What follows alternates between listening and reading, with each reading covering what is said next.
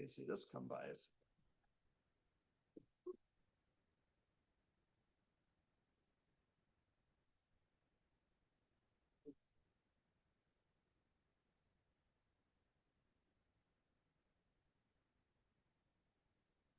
Yes.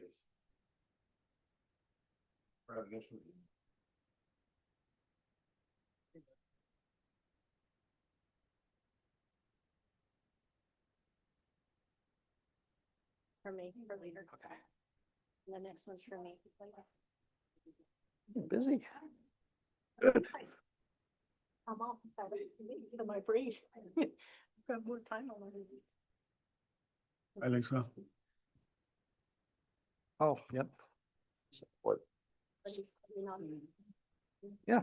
Okay, I'd like to call up Pastor Rev Ray from Advent Christian for an invocation. And Pastor Ray, thanks for coming 2 weeks in a row, extra last time as well. Hope you don't get tired of me. Scripture reminds us, first of all, then I urge that supplications, prayers, intercessions, and thanksgivings be made for all people, for kings and mayors and alder people and department heads and chiefs and all who are in high positions, that we may lead a peaceful and quiet life, godly and dignified in every way. This is good and it is pleasing in the sight of God our Savior, who desires all people to be saved and to come to the knowledge of the truth. Father God, we do thank you again for this opportunity to share with you all of these people who have given of their lives to serve this community, for all these alder persons and for the mayor, for all the work that they do, for the department heads and those that support them. Father, I just am amazed sometimes at how much time and effort they give for this community to make it better. And so, Lord, we do thank you for our community. We are proud of it and we are glad to be here. And now, Father, I just pray your Spirit would come to bring wisdom and understanding and patience to all who have gathered here. Bless their business and bless this time that they have together. Father, we give it over to you in the name of your Son. Amen. Amen. Thank you.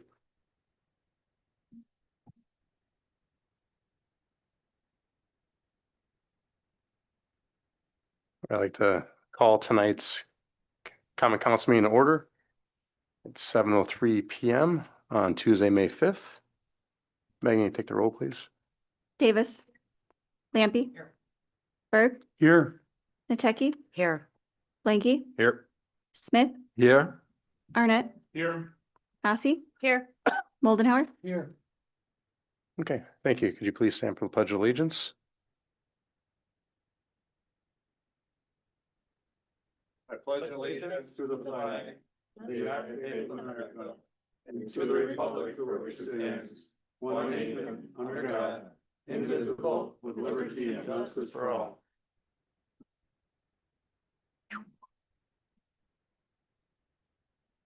Thank you. First, the agenda minutes of the Common Council meeting from April 21st. Mr. Smith, I move for the adoption of the minutes of April 21st. okay, a motion by Smith, second by Berg. Okay. Mr. Smith, go ahead. Yeah, just one minor thing. Under the section election of Plan Commission members, there is a delineation of the votes of each person. While it indicates that I nominated Alderperson Berg, the listing just inadvertently leaves out the vote that I cast for Alderperson Berg. Okay, thank you, Mr. Smith. Okay, anything else? Okay, all those in favor say aye. Aye. Aye. Opposed? Thank you. Okay, next comments and suggestions from citizens present. Members of the public who wish to address the council must register a request in writing before the meeting begins. Each individual request to address the council will be permitted up to 3 minutes for their comments. Members wishing to speak during the public comments section may only speak once per meeting. Okay. All right, move on to 6 and reports. We have the Plan Commission minutes from April 13th, Site Plan Review minutes from April 13th, Finance Committee minutes from April 13th and RDA minutes from April 15th. And Public Works minutes from April 28th.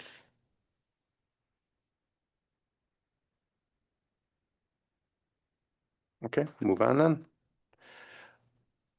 7, unfinished business, review and take action approval of settlement agreement from C. Hamlin.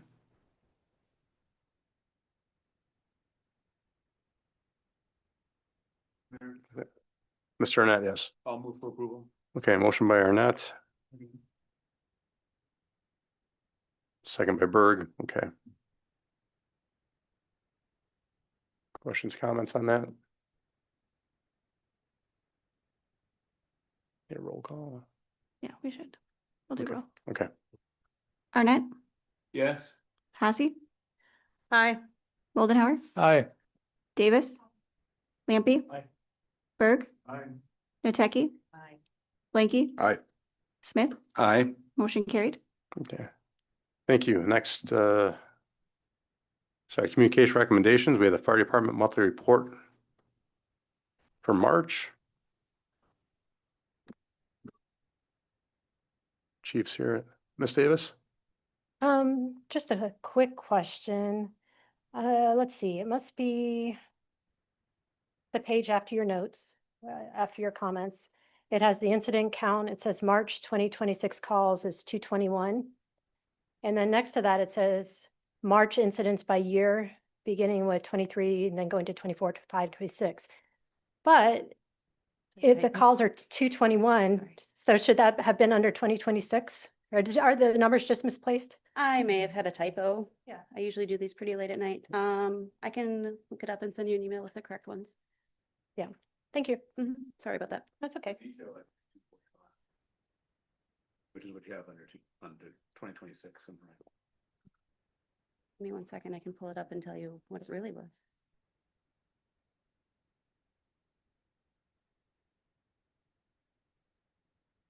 All right. Incidents by station. Looking for March.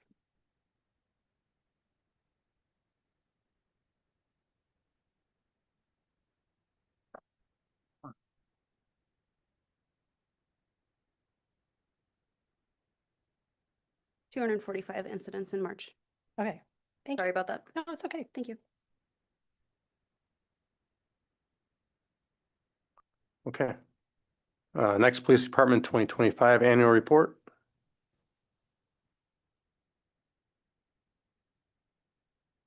Okay, no questions, and we'll move on to Main Street Program Quarterly Update by Stephanie Brewer.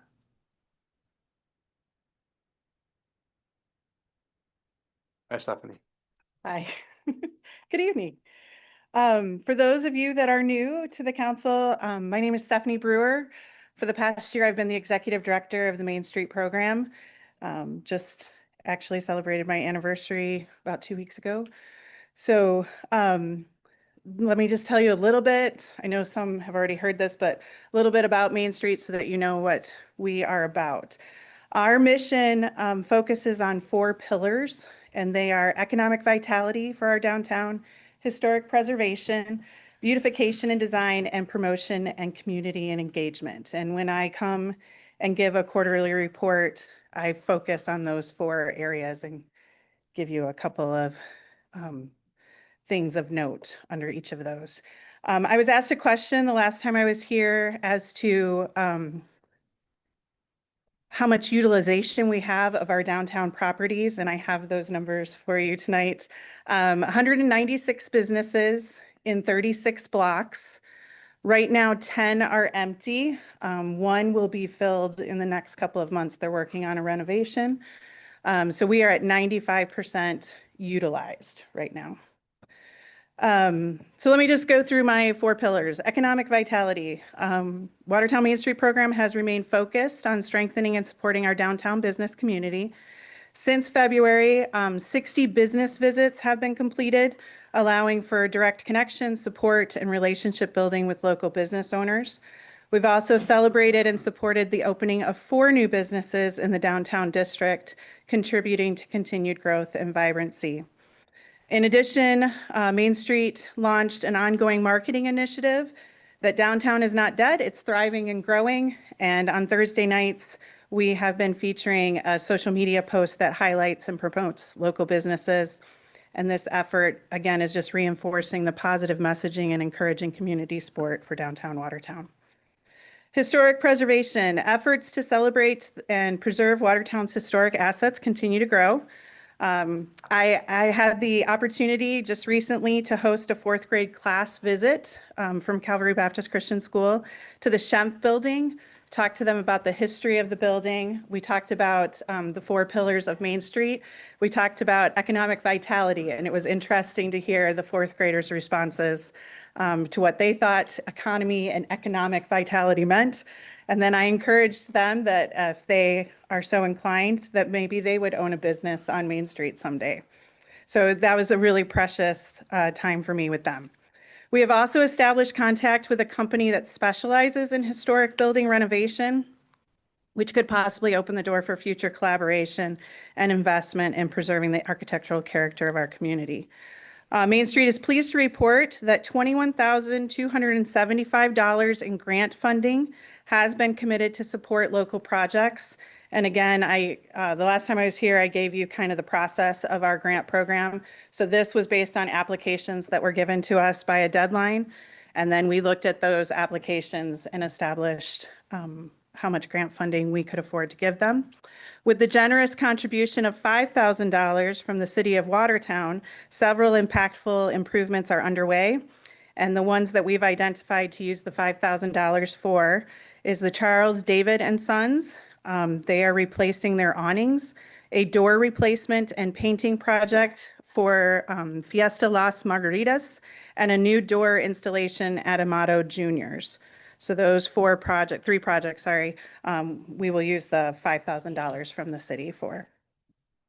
Main Street continues to enhance the visual appeal of downtown through thoughtful beautification efforts.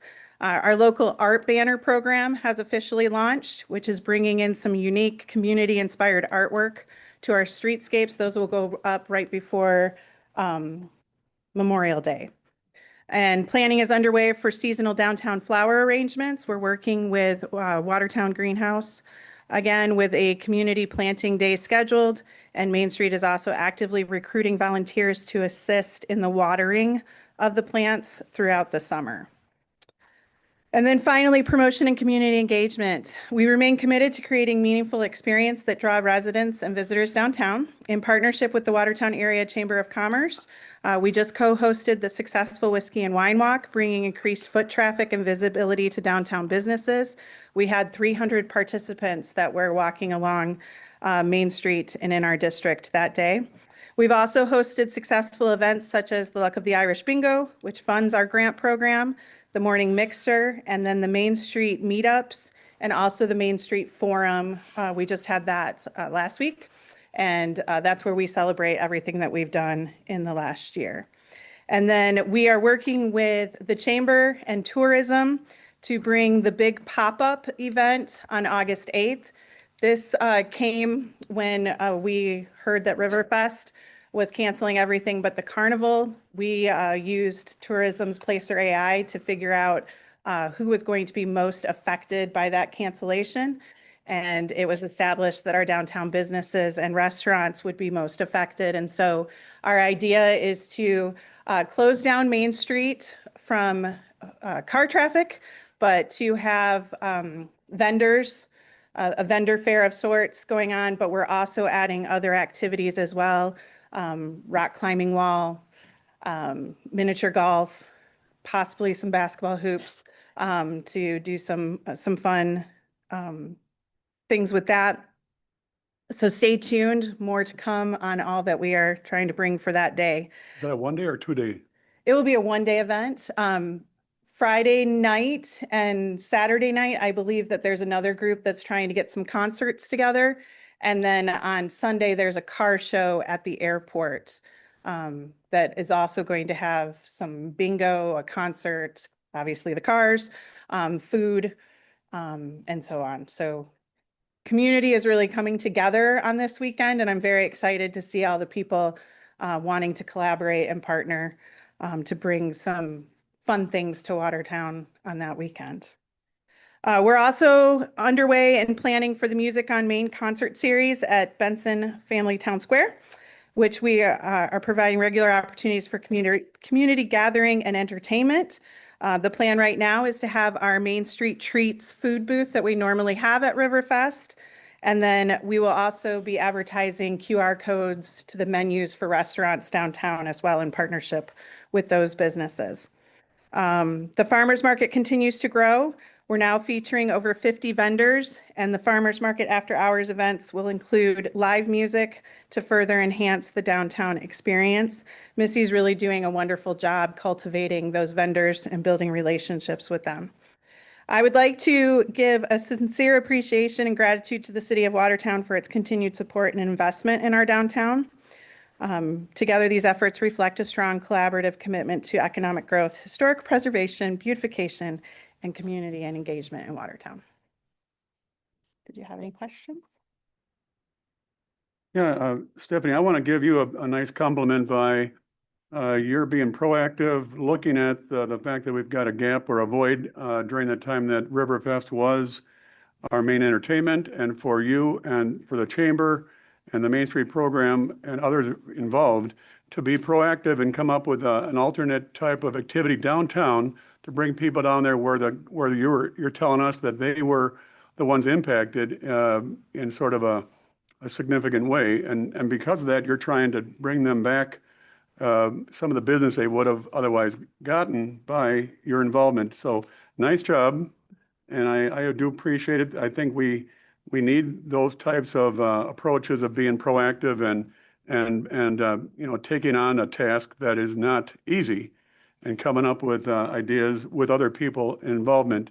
It's what tells us about our community in a positive way that we need to be proud of. So thank you. There's a great team at 519 East Main Street. Yeah, I'm The aware of chamber that. and the tourism. Yeah, it's a Aware of great it, team. and I think we could have actually just wrote it off and said this is going to be sort of a down year, and people would have probably just accepted that as being, you know, the reality. But for you and for the people at the chamber and others involved to react the way you have it says a lot about you and the other people that are involved in a real positive way, and it tells about our town that they don't want this to happen. So I'm very pleased with what you did there.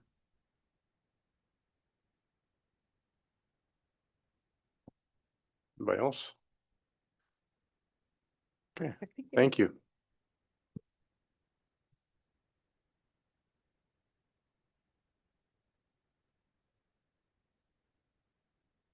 Okay, next mayor presentation, role of common council. Mr. Blanky, go ahead. Mr. Holcomb. Can I ask you as a question, answer yourselves? Since we're all elected,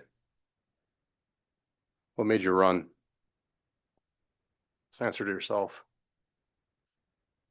Being over a cold, I haven't been sick for a couple of years, but I'm not have access to the schools as much, so my immune system's not as good. So getting over some of my voice, horse is up, but.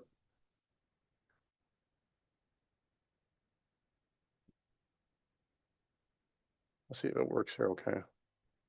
I went to Springfield, my wife, this past weekend. You know, Abraham Lincoln was always kind of, my favorite president. All my students always knew that. And his house in the background there, I never realized that they close off like the entire block. There's like 20 houses that are kept as historical.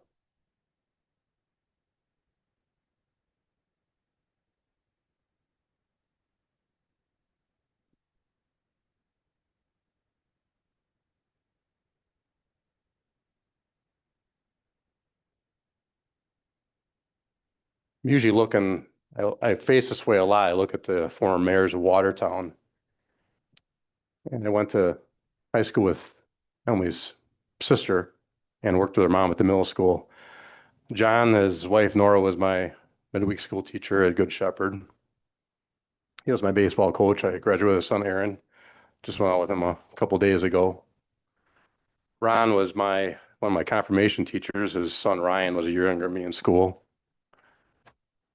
Fred, I know a little bit, serving with him. He's known my dad for many years. for VFW and Marine Corps League. Mayor Lenz gave me my Eagle Scout project back in 1990. Helped me connect with John Stieber, their project on Main Street. The one that went back, Robert White, mayor back in the 60s, he was my merit badge counselor. He had his realty company was across the street. And he was my merit badge counselor for citizenship and community and citizenship and nation merit badges. And to be honest with you, I became a teacher. I had a lot of great teachers, but between White and Lenz, it's the reason I became a teacher. I'll put this back.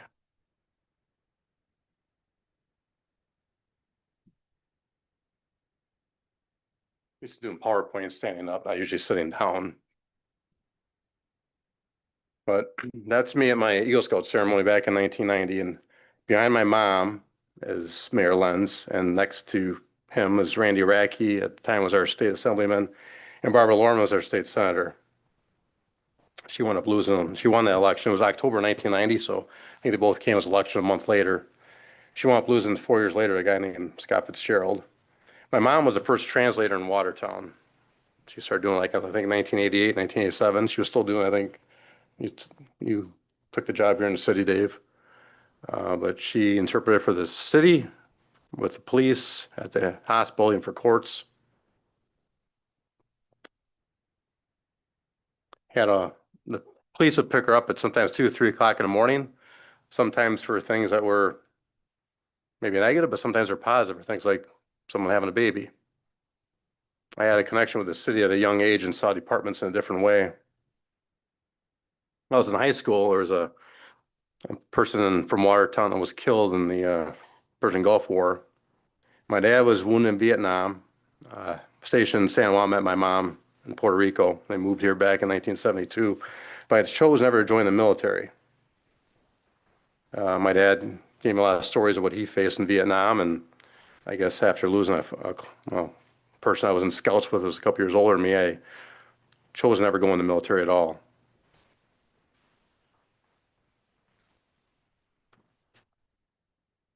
Council meeting back in 2013, I believe. Ken's wearing a nice blue shirt there, I think. I had ran for council because I had saw some things in the voice of people that inspired me a little bit. And I thought maybe I could make a change. I always thought that this could be role models, like you think an entire city, like any place that's going to be a role model for the city probably has to come from this room. I see Will Gruber's in the background, that picture too. He was our first city attorney. That was when he was hired. I connect with him sometimes now and have lunch once in a while. That's my connection I have with John David, talking to him.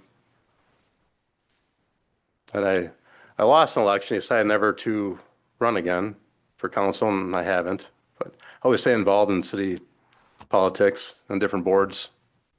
I learned to vote for the greater good. So I always thought myself like in the clouds and facing Watertown a little bit, and I never voted my own personal opinions. Try to do what's best for everybody. Sometimes it isn't easy, which most in this room already know.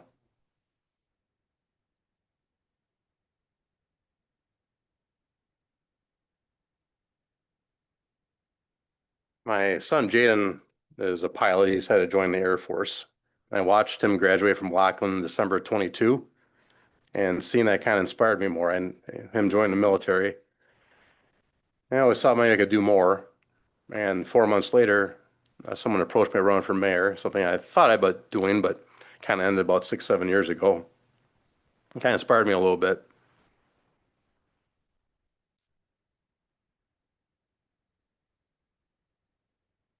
Afterwards, my younger son joined the Army.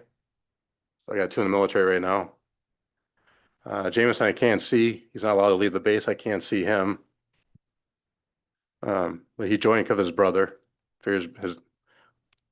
My wife's dad was a Navy pilot, and my dad's in the Marines, and I got sons in the Army and the Air Force, so one of each branch. But I guess Jameson saw his own calling.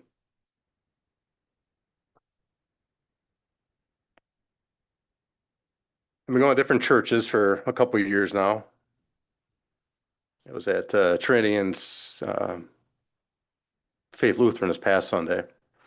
But I think going to those churches, I see the best within Watertown, things that are going on that they provide for the community, seeing people at their best. And over the last couple of years as well, I kind of find myself even just looking at going to the grocery store and watching families and thinking, how can I help them better? How can I help them? Sometimes just do people watching, it kind of makes you think a little bit. Well, it took OS to help 24,000 lives. Plus, looking at the chiefs, the tens of thousands that live in the neighboring communities. And I know how often the police and especially the fire department is busy going in the rural areas of our community. A lot of people in the city, I think, trust us to make things happen in this room that they may not understand. They trusted all of us. I started thinking, going back to my own time on council too, and I had to share after our last meeting, but I was changed on board assignments, and I thought maybe I did something wrong, but it just changed, and I had I'll call out Mr. Smith here, but I had a conversation with a friend. I remember the day, it was after Christmas, so it was December 26th, 2023. I met with Mr. Smith, and he shared things with me that I think he knew from John David, and made me realize that I was changed off a particular board to maybe learn something else. And he had plans for me to do something else.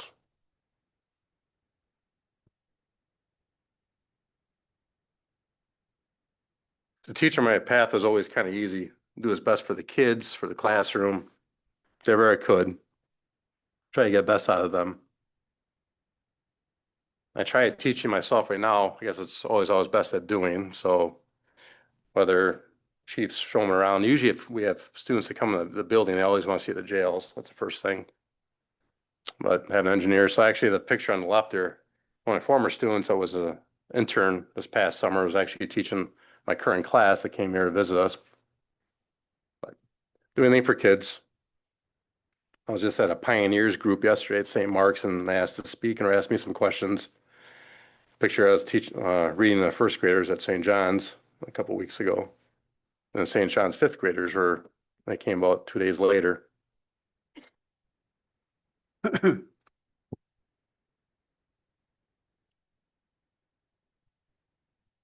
I'm trying to teach and get to know all the staff really well. Whether I get, sometimes do ice cream ordinances for the kids. I wanted to share something. Oh, see if it opens up. Yeah. I'll tell you the story after this.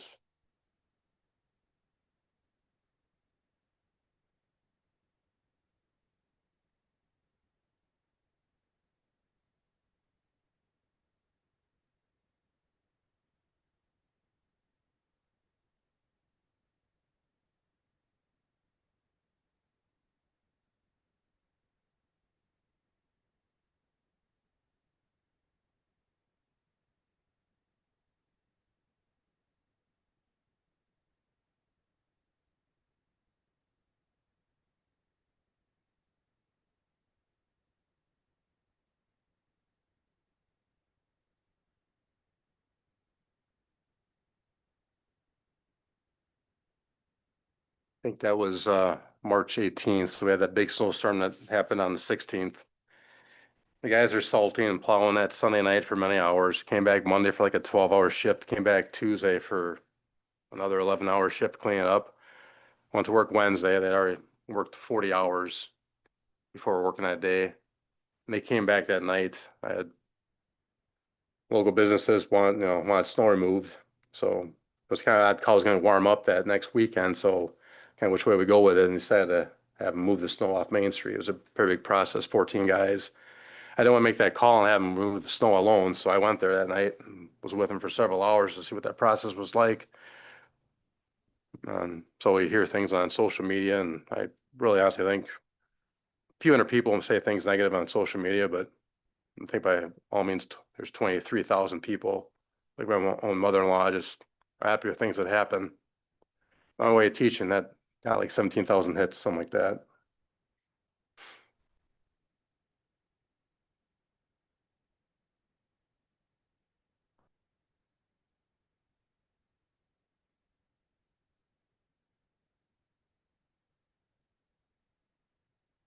Try to make a goal to know all the staff. I cut this out. Penchman came here a couple weeks ago. It was right before the election, I think. And I think I'll be there right along, because looking around the police station. And when I was on council, I had summers off. So I would go to department heads. I remember going down to water treatment plant. My time was limited, but still trying to get know the departments a little bit. So I know we got I mentioned last week that we had 105 years of experience in the council. And we got two brand new people here, but I think things always change. So if you get a chance to see the buildings, it's the best way to learn what goes on and to meet the people. And I think a lot of the city employees would like to see all there's going on, checking it out and see what life is like for them.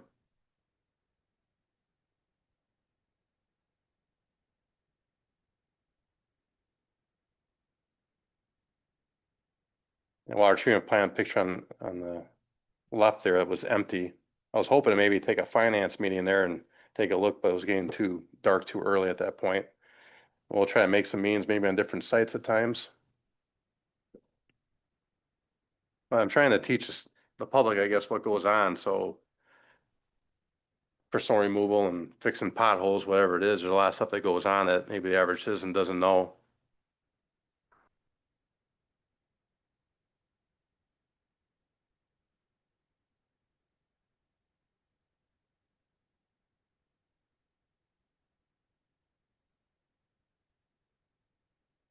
I try to be empathetic, but always one for the greater good when you're in here. You know, we have personal beliefs, but try to picture yourself what's best for Watertown in general. But I needed everyone's help. You know, research and learn. You got ideas, share them. I think, if we trust each other more, it'd be more helpful too. My biggest goal was educate the public. Um, I think during our ethics training, Allie mentioned about even social media usage, but I'm hoping I try to keep everything positive. Before we went on the trucks 11 o'clock at night, I heard one of the employees look at their phone on Facebook, and say out what they said, that Watertown has to do a better job cleaning up the snow from the streets. The guy just worked 40 hours in 3 days and went back 11 o'clock at night. Like, I kind of thought social media, like, if I hear stuff like it would bother us, like in here, I never really thought how it would impact our workers, the 195 full-time employees that we have. So I'm hopeful. I think we usually do a pretty good job of it, but if you do something on social media, paper, comment in any way, and try to keep things as positive as possible, be helpful. My biggest goal was to keep things online as minimal negativity as possible. So that's my biggest ask. And when you get a chance, visit the apartments. This building you probably see often, but go down to our treatment plant, go down to the parks office, and good places. The street department, if you haven't been there, look at all the equipment. When things come up and the budget has to be replaced, I know there's one tandem truck there. It was 1997. It's getting pretty old. So just to get an idea for the budget as well. I didn't send this out to you earlier. I don't think that would help too much. So I figured I'd show you why I ran a little bit, but you guys had your own reasons for it, so I'm happy that you did. But teams work better, so I hope if you challenge something in here, just hope it's respectful and think where it's coming from. So there's a reason things come up on the agenda, and make me back control, Mark.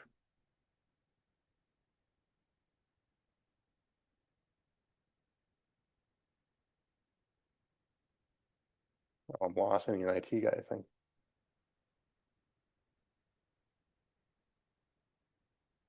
Okay. All right, that's D. All right.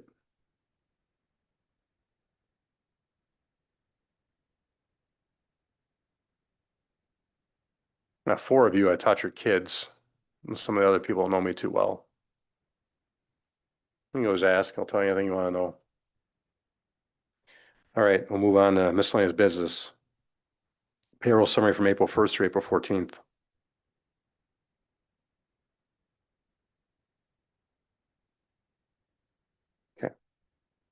Next, under ordinances, ordinance 26-13, ordinance to repeal and create section 65-8 and 65-9 of the City of Watertown General Ordinances, sponsored by myself from the Ethics Board on its second reading. Mr. Lampy. I move for ordinance 2613. Okay, motion by Lampy, Yes, because second by Smith. Okay. Okay, questions, comments on it? Mr. Smith, go ahead. yeah, I just have a kind of, I think a house cleaning amendment to a propose. I think when the mayor put this originally together and it was reviewed and forwarded to our council by the Ethics Board, their effort was to try to include every conceivable combination. And one of the things that I think has developed as a result of the addition of the special reference to the Finance Committee and the Public Works Commission in 3 separate locations here is a redundancy that I think we should just clean up. The first appearance of that phrase, except for members of the Finance Committee and the Public Works Commission, is under appointed officials. That definition excludes elected officials because of the definition of the following paragraph, but it excludes the Finance Committee and the Public Works Commission. The reason for that is on the Public Works Commission is a non-elected official, a appointed official, which would qualify it under the definition of appointed official. Everybody on the Finance Committee is an elected official and falls under the category in subparagraph 2. And the same thing occurs down below, as it's included in the category of appointed officials when every member of the Finance Committee is already included as an elected official, and prior to that would have been candidates for that elective status. If there ever were to be a citizen member appointed to the Finance Committee, or that our city code changed to allow and include that, then we could add the Finance Committee back into this ordinance like the Public Works Commission is doing.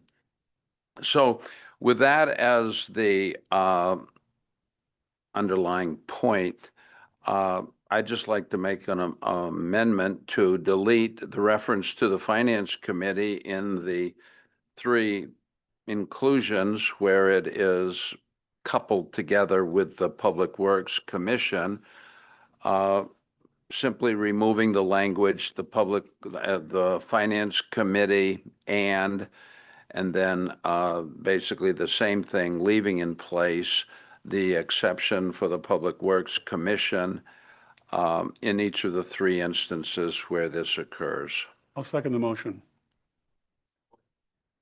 Motion by Smith to take out the 3 spots that says finance, and we got a second by Berg. Okay. On that motion, Mr. Arnett, go ahead. I think it would be appropriate for the motion to specifically mention the clauses under which that is said, so it's not left to any doubt. I can do that. I have them identified. Under 65(8)(a), definitions, subparagraph 1 under A, the last sentence where we'd remove the words, the Finance Committee and, so it would read, except for members of the Public Works Commission. Then under B, subparagraph 3, where it lists the Finance Committee and the Public Works Commission, that we delete Finance Committee and then under subparagraph C2, same thing, persons to be appointed to the, then delete Finance Committee and then simply leave in place persons to be appointed to the Public Works Commission. I believe those are the 3 instances where that would clean this up.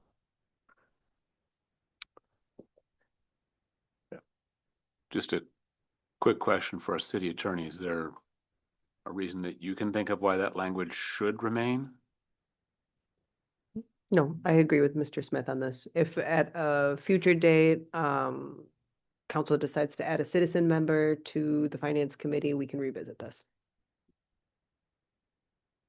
Mr. Lampy. Where is it that we govern what the finance committee is made up of? Is that in ordinance? Is that? I believe it is, yes, it's an ordinance, I believe in chapter 114, where it sets forth the, who gets appointed to that body.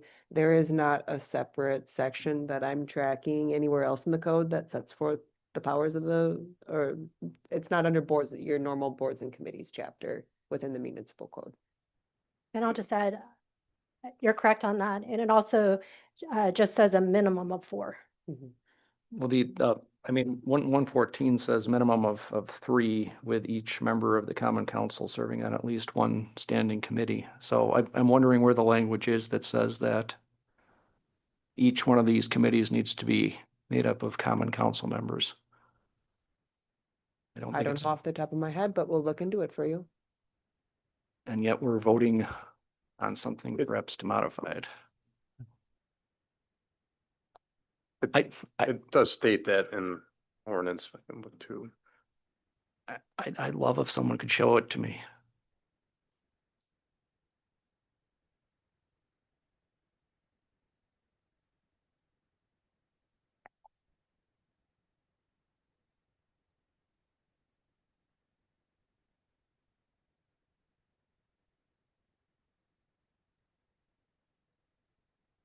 All looking.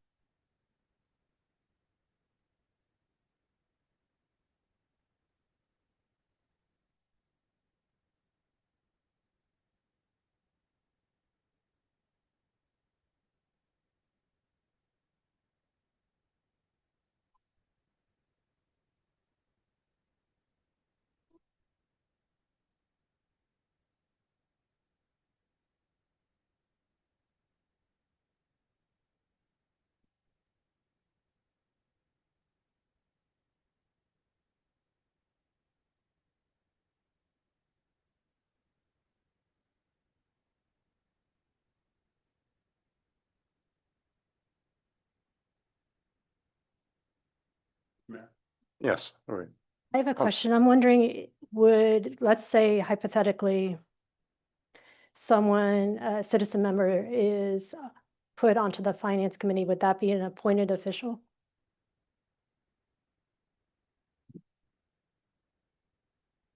Yes, Yes. yes, but the way that we've written, the way that we've written this proposed ordinance would be that it doesn't apply to appointed officials. as to, and that was the direction we got from both ethics board and this body, that we didn't want to discourage individuals from participating on our boards and commissions because they have to file the statement of economic interest. Mr. Mayor, Yeah, go ahead, Mr. Berg.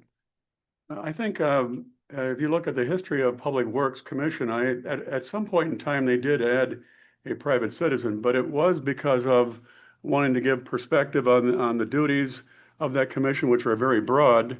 And we've intentionally picked people like Pete Thompson and other people that had backgrounds of expertise that were helpful in our overall decision. The Finance Committee is uniquely different. I don't see any scenario that's going to allow for or justify a private citizen on finance. I'm at a point in time, everything's possible, but I think, like we're saying, at the moment, it's not an option.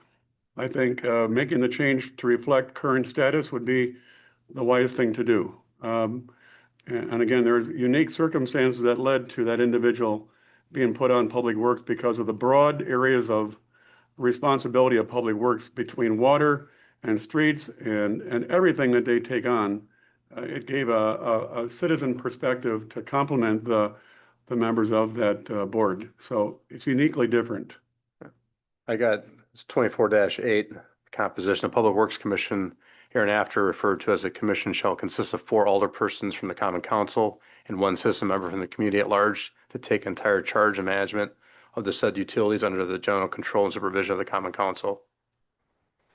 That one, and I know it's in there too, with finances, 5 with the mayor, and then safety's always had 4.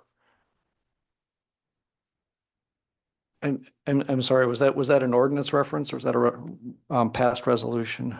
Ordinance number 71-61. Or just, okay, different section. Thank you. Yeah.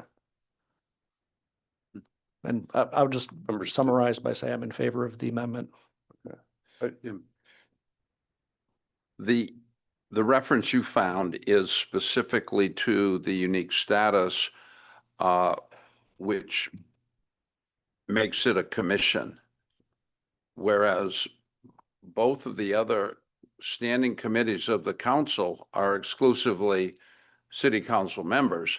And so if it's appropriate to include the finance committee in here, there's no distinguishing between that and the public safety committee. But that's not included because it's exclusively a council committee. Right. And so too is the finance. It's a standing committee of the city council, as opposed to the Public Works Commission, which includes a private citizen. And the city attorney said she's favorable with it, and I see no problems either. If we ever were to appoint a citizen member, we can just change the ordinance then. Yeah, so. Exactly. Okay. Anything else we can? Okay. All right. Smith, Aye. Arnett, This is on the amendment only. Amendment only, sorry, yes. Yes. Aye. Massey. Aye. Hohenhauer. Aye. Davis, Aye. Berg, Aye. Lampy. Aye. Noteki. Blanky. Aye. Motion carried. Okay. Okay. So that changes the amendment to take the word finance out all 3 times. Okay. Now we're back to the original resolution with that amendment in place. Ms. Davis. Packet, there are a series of examples of different statement of interest forms, and I'm wondering what the purpose of showing us those examples is. We included those as options for other organizations, other municipalities are doing. We don't need to take a vote, just a general consensus on what types of information you want included upon the form. That form was created by us, but just examples on what other people are doing. So the reason I asked is because of letter F. It says form of statement. The person filing any statement of interest required under this subsection shall file each statement approved by the ethics board and provided by the city clerk. I'm wondering where in the ordinance the council is given authority to approve the statement of interest form. It's not, I would say it would be similar to our other forms that's usually handled at a staff level. So we definitely would take your feedback. There are other code sections that specifically state throughout the code, excuse me, what is specifically listed within a form or application. We can add that if you're looking for that. Otherwise, we would just be looking for general consensus. What kinds of information, if we're going to move forward with this provision of the ordinance, what kinds of information you want upon the form. So, council members, that's kind of concerning that this isn't in the actual ordinance. As it stands right now, the ethics board approves the statement, and then it's provided to the city clerk and then given to you all, and then the ordinance requires you to complete it. So that's something we should definitely be concerned about. I think the two options would be to require council approval, but I would even encourage us to delineate exactly what should be in the statement of interest form. And I think that statement of interest form should align with our current ethics ordinance that actually says what we're held accountable to. That form should align with our current ethics ordinance. So currently, I cannot support this.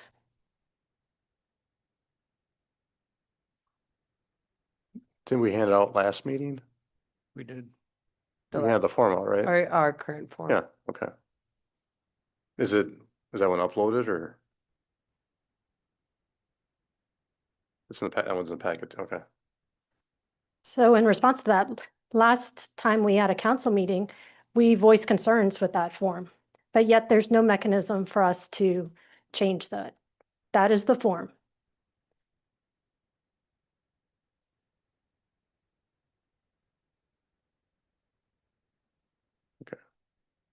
Anybody else? Mr. Arnett, go ahead. I appreciate the comment made by Alder Davis. I'm kind of still processing it. I'm not sure where I sit on that one, but a countervailing thought comes to my mind, which is there are times where it is in the best interest of the public for certain powers to not necessarily be vested with the elected officials, particularly when it is a matter of oversight of the same elected individuals. And I don't know, I'm still processing it, but that's the thought that comes to mind. Like, should we be allowed to write the rules under which you get, I don't know, just a thought. Well, Mr. Lampy first, yeah. So when we were looking at this, and I had voiced support really for the form as written and the overall process as it was before.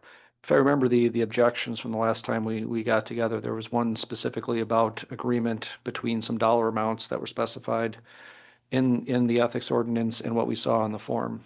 The second was a potential objection to people who would be serving on these bodies who have clients that do a significant amount of work with them in a confidential manner, whether that's an attorney, whether that's a medical professional. There's a few other instances in which there was some potential for revealing some information that otherwise wouldn't be exposed through a professional relationship. Those were two of the items that I do remember being raised as objections the last time we got together, and I do share the older people's concerns that those were not necessarily addressed as this ordinance continues to move forward.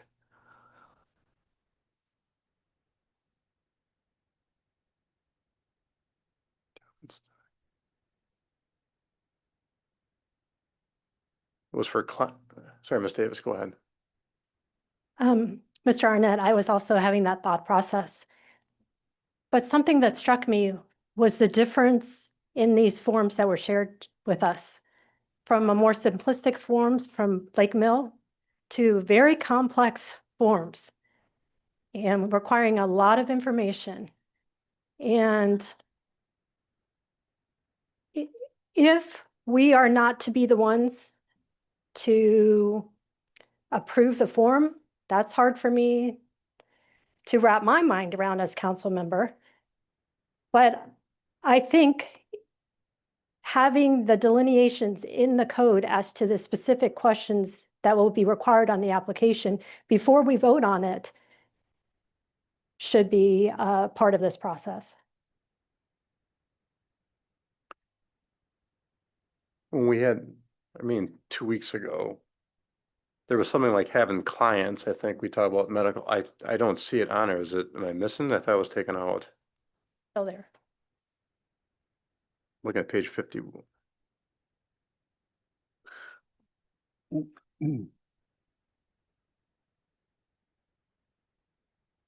Oh, clients, okay. Mr. Mayor. So it should, yeah. Mr. Okay, Burke, go ahead, yeah, sir. just, I think there is some value in being more general and not being so specific on the details of what goes into that, to that statement of interest. I think everything we put down at a point in time is going to be active and accurate at that time, but then needing to be adjusted or changed during a period of time that you're on the council. And I filled out one when I came on a little over a year ago. And I think we all make a living somehow. And I think that that this form, to the extent we rely on that to be accurate and official, is going to be dated at a point in time where it's going to be applicable or not applicable. And then who's at fault for keeping it current?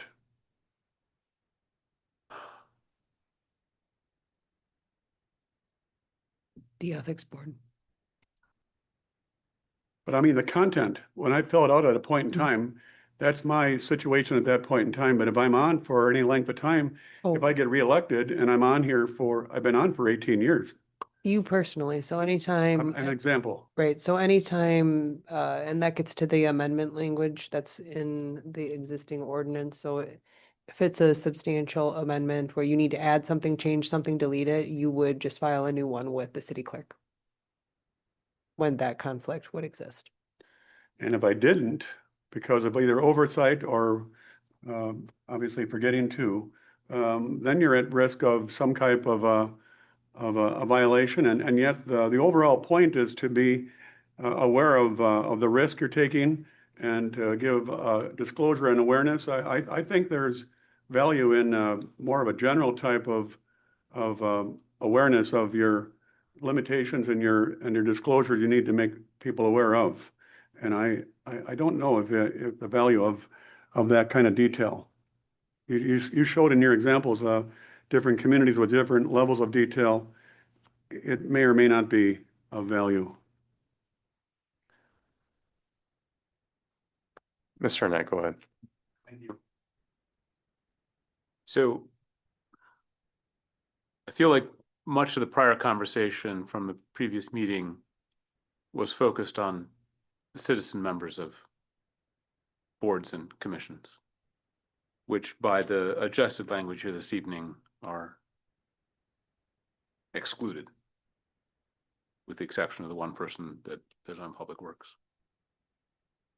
So recognizing that citizen members are not a part of this process, I think that we as elected officials need to be held to a higher standard, and I'm comfortable with the provisions of this on that basis. This Ms. will be my Davis. last comment. Okay. We are currently held to the standard in our ethics code. We just went over it in our meeting, $50 gifts and so on and so forth. 10% interest, $3,000 contract with the city. A statement of interest form should align with our current ordinance. The last time we had this meeting, someone said, I don't know where we got this form from. Well, it doesn't need to be that way. Let's create a form that aligns with the current ordinance, which we are already all held accountable to.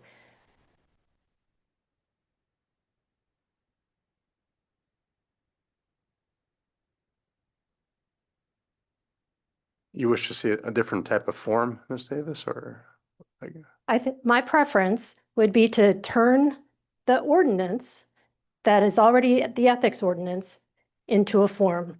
I am very much in favor of having a vehicle in the form of a form where we declare that we don't have any conflict of interest. But that form should align with the ethics code as it's currently stated.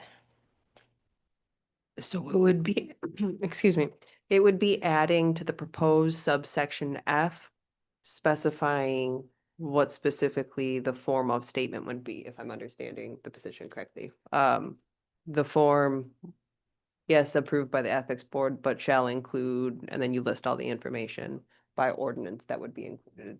That's what we do in other sections of our municipal code.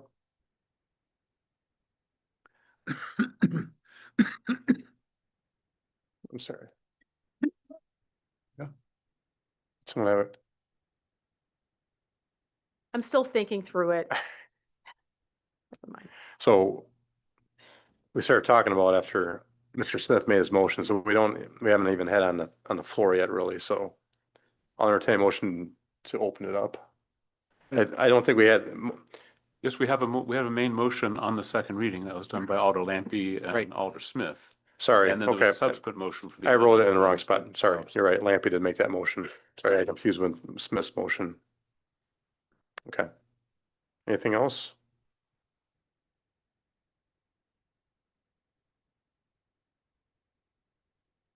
Okay. All right, Megan. Lampy, Aye. Berg, Aye. Noteki, Aye. Blanky, Aye. Smith, Aye. Arnett, Aye. Hazy, Aye. Moldenhauer, Davis, No. motion carried. Okay, thank you. I apologize. I wrote my notes in the wrong spot. Okay. Next, be ordinance 26-14. Ordinance to amend sections 114.3 and 114.7 of the City of Watertown General Ordinances, sponsored by myself on its second reading.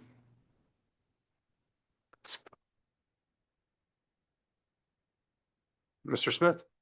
I would move for the adoption of ordinance 26-14 on its second reading. Okay, thank you. I'll write in the right spot this time. Okay, motion by Smith, second by Lampy. Okay. Ms. Davis? Mayor Stocks, in just a minute, after I provide some comments, I am going to make a motion to amend 114-3 to strike letter G. One of the reasons I plan to make that motion to amend is because letter G is policy. It's a policy statement. And the reason I know it's a policy statement is because it's a policy currently in the policy manual. And as we know, the policy manual has to be approved by council for every edit, for every change.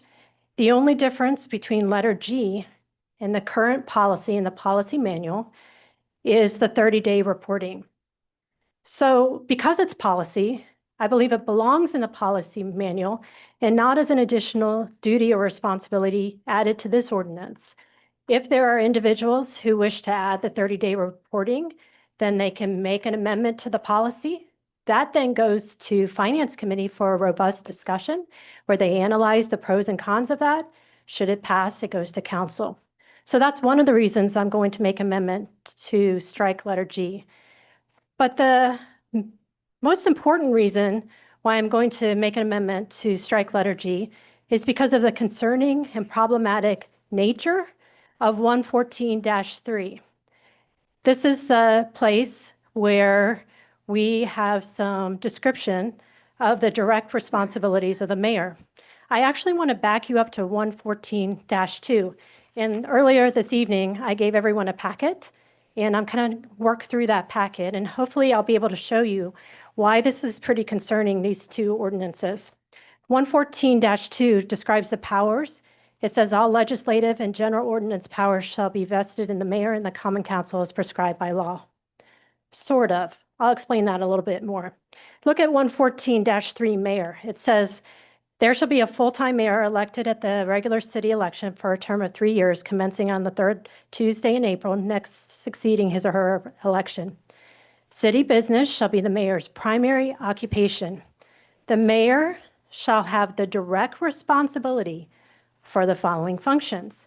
And then it seems to describe some duties of the mayor. A says budgeting with the assistance of the finance committee. B says personnel administration. C says property management. Supporting services to the Commons Council. E, administration of job descriptions. And F, negotiate sale and purchase of public property. So things become muddy when you start to delineate responsibilities, because you cannot possibly share all of the responsibilities of the mayor. That's an impossible task, right?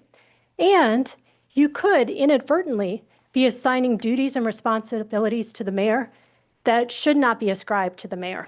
Let me see if I can explain what I mean. Go to the next page where it has Wisconsin Statute 62.09 parentheses 8. And this is the state statute that gives the authority to the mayor. And there are 5 different subsections there. Look at letter A. It says the mayor shall be the chief executive officer. The mayor shall take care that city ordinances and state laws are observed and enforced, and that all city officers and employees discharge their duties. B goes on to talk about that the mayor can from time to time give information and recommend measures. C is about the mayor's veto power. D is about cities that don't have a police and fire commission, then the mayor's in charge of those.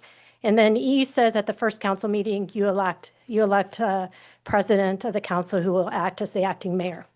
Okay, now go back to the page I just showed you. So many of you have been chief executives, or you've worked closely with chief executive officers. And what is the responsibility of a chief executive officer for the business or organization? What are they responsible for? They're responsible for everything, right? And that's why it says the mayor shall be the chief executive officer. The mayor shall take care of all city ordinances and state laws and then make sure that it's all enforced. So what we have here is it seems to be a description of some of the duties, but I'm not even convinced that all of these duties should be ascribed to the mayor.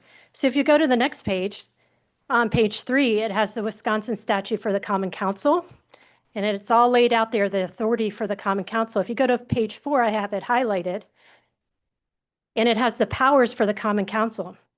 Except as elsewhere in the statute specifically provided, the council shall have the management and control of the city property, the finances, that would be the budget, highways, navigable waters, and the public service, and shall have the power to act for the government and in the good order of the city. I'll stop right there. Let's go back to the first page. Look at number 1, or letter A, budgeting with the assistance of the finance committee. Well, that's something a CEO does by nature of being a CEO. But who's responsible for the finance according to the state statute? Well, the council is. Look at letter C there, property management and inventory. Go back to the council authority. It says the council shall have the management and control of city property. So what I am trying to show you is that these 2 ordinances, 114-2 that's describing the powers, and 114-3 that's describing some of the duties of the mayor, are problematic, and the last thing we should do is add another duty there.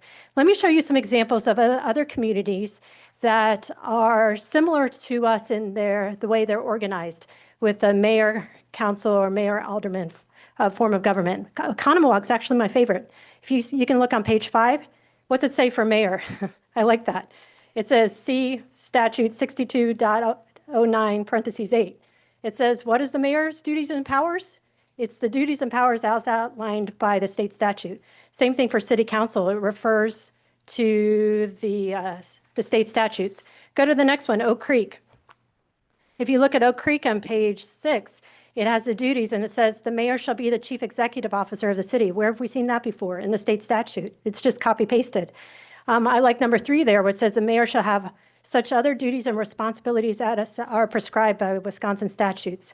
Look at Fitchburg. You'll see the same pattern. It's copy paste right from the state statutes. We're not adding to it. We're not putting anything else in there as far as the duties. We're sticking to the state statute. And then Milwaukee's the last one. It's probably the least it's probably not a great example, but most of that paragraph is copy paste apart from the bottom where it's talking about how they're going to pay people for police actions. Okay. So in my opinion, these two ordinances need serious revision.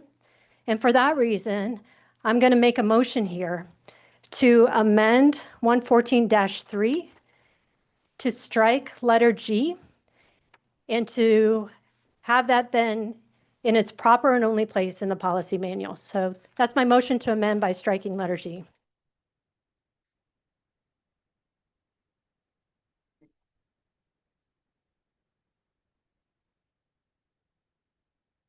We're on 2614, right? Okay, motion by Davis to strike G. Mr. Lampy. Second. Okay, second by Lampy. Mayor. Yeah, hang on, Mr. Berg. What I do with mine.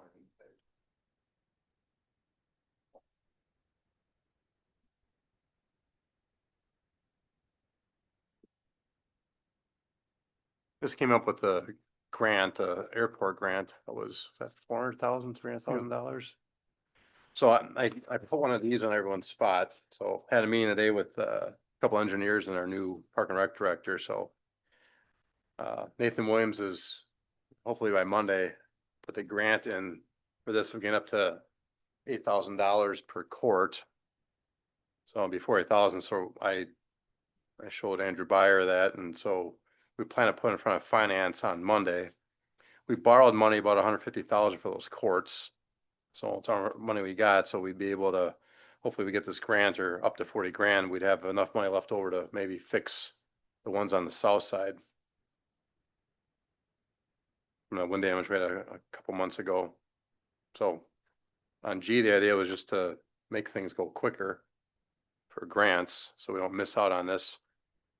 If we got wind of this and say it was due by Friday, we wouldn't be able to even apply for it. So that's kind of the reason for having G, which I think is the only thing. As far as responsibility for me, it'd probably be easier if staff could, get the free money. But if it had a due date on it, what's that, Ms. Davis? You were speaking to Mr. Lampy. Okay, Mr. Berg.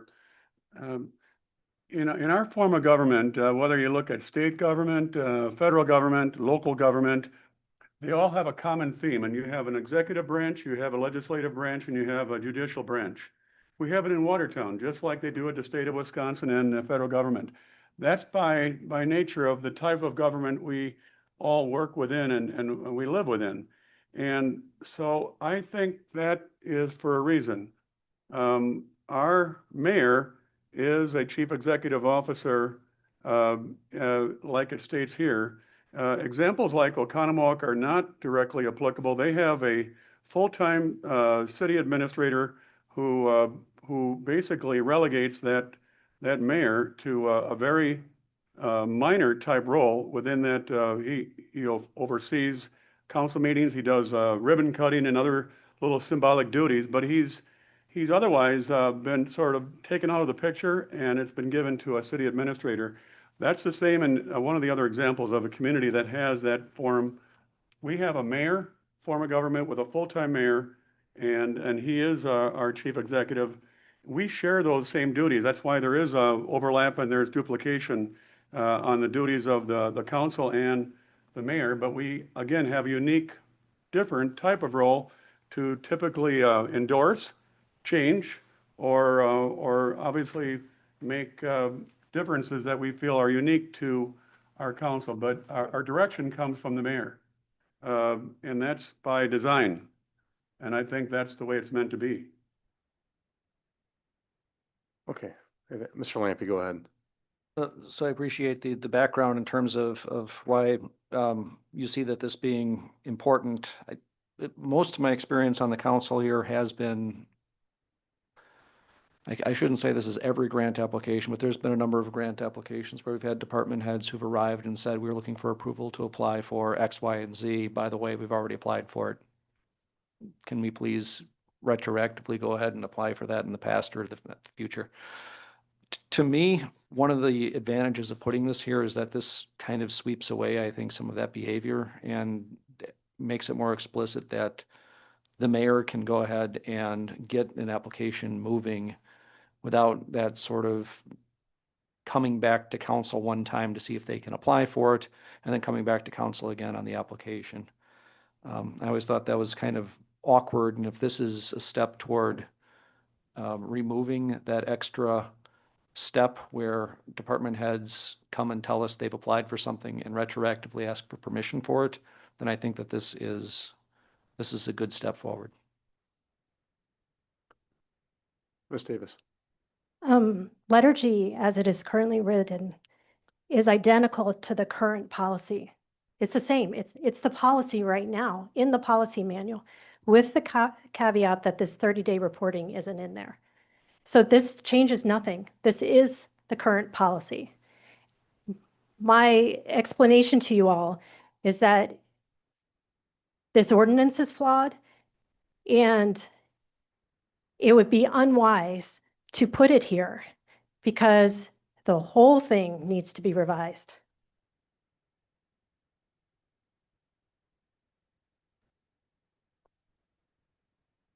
Mr. Mayor. Mr. Blanky, go ahead. So I'm trying to get the policy manual to open. Unfortunately, it's a very large document and will not open right now. But I agree with what Alder Davis is saying. I don't like redundancy. I don't like having something written into a policy and then written into a policy somewhere else, and the policy somewhere else. Either it's policy or it's not. So I'd like the opinion of the city attorney. Is Alder Davis's premise correct that the mayor already has this power based on policy? Because if he already has this power, we don't need to give him the power a second time. If I already gave you the keys to my car, giving you the spare set of the keys to my car doesn't do anything. So if he can already do this, I agree with Alder Davis that this is unnecessary to put here. We have been voting on grants all this time, right? The council has, or at finance level? But this is just saying that you would have the power to enter in or apply for any grants that don't require matching funds. That's what I'm asking. Does the mayor already have that power?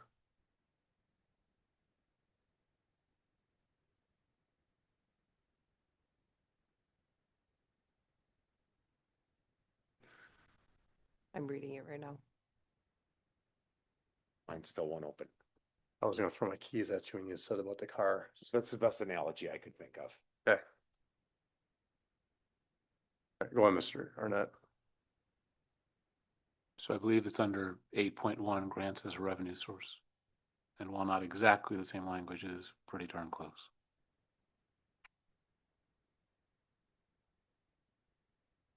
I would agree. Since these are under 8.1, we have there's 3 total paragraphs. The first paragraph gets at grant requests are reviewed by the finance director and treasurer, which we don't have. Prior to the application being submitted, there is no subsequent finance committee review and approval. Grants requiring city matching funds are need to be requested from the finance committee. Prior to submission. Yeah. Correct. Yep. So it wasn't the same until, because the part in purple right now do not require matching city funds. That's what was different. So that was taken out 2 weeks ago. So that makes it the same now? Yes. I believe so, okay. Yeah. So it wasn't the same, but that was taken out 2 weeks ago, so I guess now it matches, but makes me happy I can sign the tennis grant then right away tomorrow. Exactly. So you already have this power. The only thing, and I think that if we want to add this to the policy, as Alder Davis alluded to, that that would go through the finance committee and then to council is to add the reporting aspect of it. Because currently there is no reporting aspect, as I understand. Correct. So if the council wants to add the reporting aspect, we need to add that to the policy statement. Can I, so like the tennis grant, we borrowed $150,000 for the courts. Is that considered matching funds right now? Because we borrowed money for, and we Well, would get it- reimbursed But it would, This doesn't Right. have any requirement to spend. Yes. money. Okay, so it wouldn't, okay. Okay, any more comments on Ms. Davis's motion, I believe? Okay. I believe Davis made the motion, so we can take a vote on that then. And this, I'm sorry, this is just to take G out, everything else would stay in. Davis? Lampy? Whoops, a no. It was a no, I believe, yeah. Berg? No. Nateki? No. Blanky? Aye. Smith? No. Arnett? aye. Hassy? Aye. Moldenhauer? Aye. I think it's out Motion passed. by 4, I believe. Okay. All right, so G's stricken out. Okay, so we're back to the original. I believe Smith made the motion, second by Lampy for 2614. Any other comments, questions? G's now taken out. Ms. Davis? So you have another motion to amend. I passed that out along with that other packet. And this has to do with the public comments and the rules that were added to the ordinance. And so at our last council meeting, I asked a question, although probably inartfully at the time, trying to get to a better understanding as to what public commentators' First Amendment rights were during the public comment period. I had a subsequent email with the mayor and the attorney that was very helpful. And from that, we discussed that the public comment portion is considered a limited public forum. And by that, it means that the First Amendment rights of the individual speaking must be upheld. However, the courts have also found that the presiding officer, the person in charge of the meeting, has a duty to run a controlled and efficient meeting, and to that end, can put rules in place.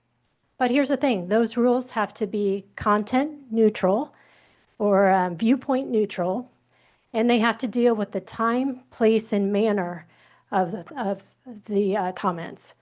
And so as you look at the draft in our ordinance there,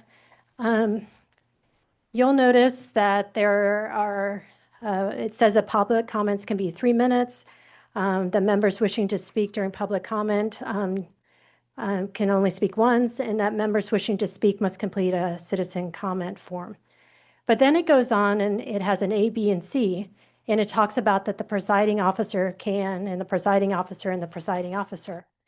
And as I was looking at that, I thought that they could be a little bit problematic. Because remember, the presiding officer has to make sure that any rules that they put in place are related to time, place, and manner. And it could be misconstrued by the presiding officer that, for instance, they could give one person more time to speak than another person at that same meeting. Well, that would be a violation. If it's a 3-minute rule, then it's a 3-minute rule, and everyone should be held to that 3 minutes.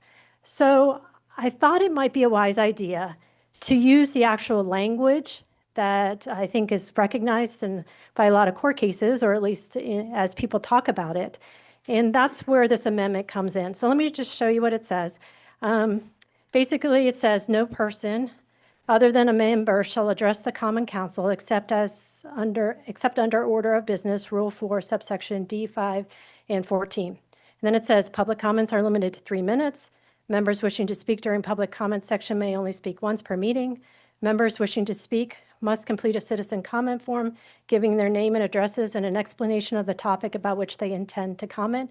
And then letter D is the part that's most different. It says, to conduct orderly and efficient meetings, the presiding officer may make content-neutral time, place, and manner modifications to the rules in this subsection. The courts have already ruled that the presiding officer can do that with or without the council approval. So for instance, let's say that we came in one night in this council room and was totally packed, wall to wall to people. The presiding officer could say that moment, that night, okay, tonight, we're going to limit comments to 2 minutes and we're going to limit the total comment time to 30 minutes. The presiding officer already has the right to do that by the courts. So what letter D does is just says that any rule that the presiding officer puts in place is going to be viewpoint neutral and it's going to be related to time, place, and manner. I hope I've explained that well and the attorney can maybe answer questions better than I can. So that's my motion to amend, I should say.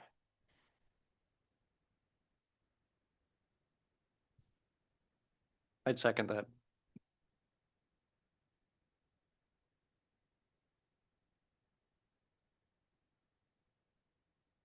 Well, Ms. David, you're motioning for, Amending to this language. okay, A, B, and C. Okay, motion by Davis and second by Lampy. It actually rewrites the whole thing. Section- So section 3, or yes. Not section 3, but section 2, part 3. Part 3. Under L, Yes. right? L.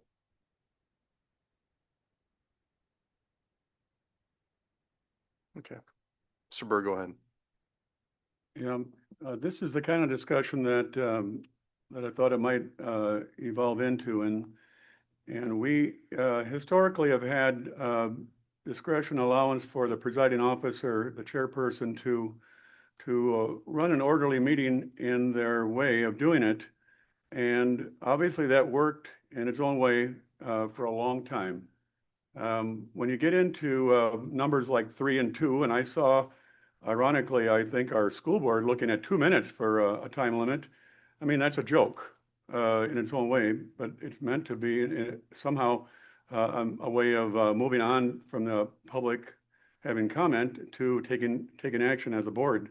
3 minutes is, like I pointed out at our last council meeting, is is adequate a lot of times, but not always. And again, our mayor has that discretion to allow, and so, nobody wants to have subjectivity because it looks political. And therefore, it's like, leave it alone, don't touch that topic because it's not good to get into things where people have discretion. They want to take it away and they want to make it numeric and, like black and white. But that's not life in the real world that I live in. And I like a governing body, and I like a mayor, presiding officer that encourages public comment, allows it to filter into the overall meeting in a way that helps them in their decision making, and that's basically what we have now. I'm not a fan of 3 minutes. I would, in fact, a couple of years ago under Mayor McFarland, that was a very contested topic. And it was on the front page of our Daily Times because of that, because of their strict interpretation and using a clock to remind people of. And it got to be viewed critically within our city, but no, with the current council at the time, it was not politically appealing to make a change. So we got a new council and we got new members. And to their credit, they all have their own backgrounds of experience, and I know they're all here for the right reason. But I just think we need to be careful on trying to turn this into robots and make everything just so black and white that there's no discretion from, and you're going to turn our mayor into just a sort of a guy who runs the meeting, but is taken out of the picture in different ways because of how we want to make this neutral and fair. I think the voters are the ones that are going to make a decision on that every 2 to 3 years on each of us in the jobs we're doing. And that's the way it's meant to be. It's meant to be this way because they want to have healthy discussion and they want to have good decisions made. And to limit people's ability from the public to come in and contribute toward that decision-making by making it more difficult, you will have less input and these council members will make decisions without the benefit of a lot of knowledge out there that is meant to be made available. But you have to make the policy and you have to make the way we're doing things in incentivizing for them to come here and to participate. You know, again, I gave the example, if it adds to a few minutes of additional council meeting, I don't think any of us, I hope, are really opposed to a few extra minutes if it allows for people to feel that they are welcomed here and can give comment to help us make good decisions. I'm not in favor of this. Just a Sorry, Ms. Hazy. question for Alderwoman Davis. You want to not make the amendment at all, and you want to replace it with? Right, so what I presented to you on the piece of paper is the amendment that I am proposing. So that's the current motion to amend with this wording. And just to clarify, it's essentially what's there.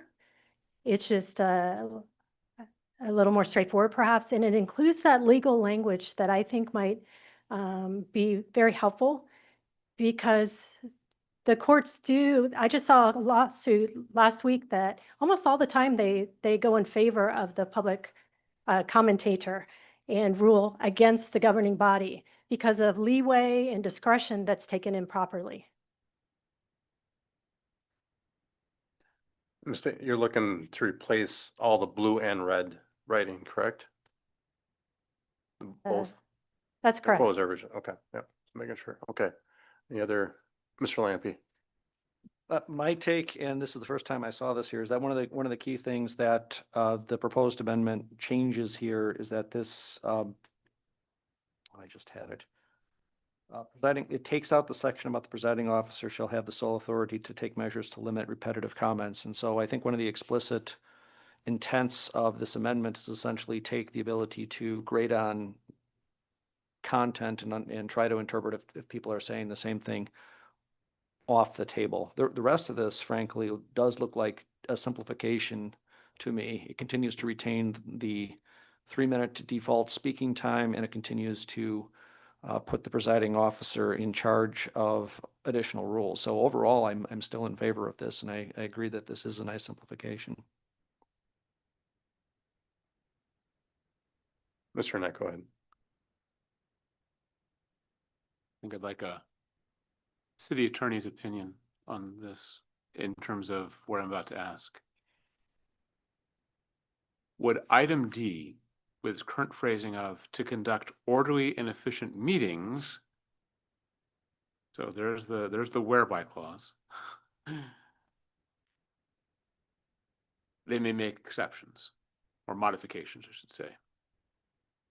When I read that, I read it as the presiding officer may make more constraining modifications, i.e., increase the limitations, as compared to being able to make exceptions either way. So, for example, somebody who didn't sign up in advance and allowing them to speak, or somebody who spoke at the beginning of the meeting and would like to speak at the end of the meeting. What's your read on whether those, I'll call positive exceptions, could still be made under D as it's phrased?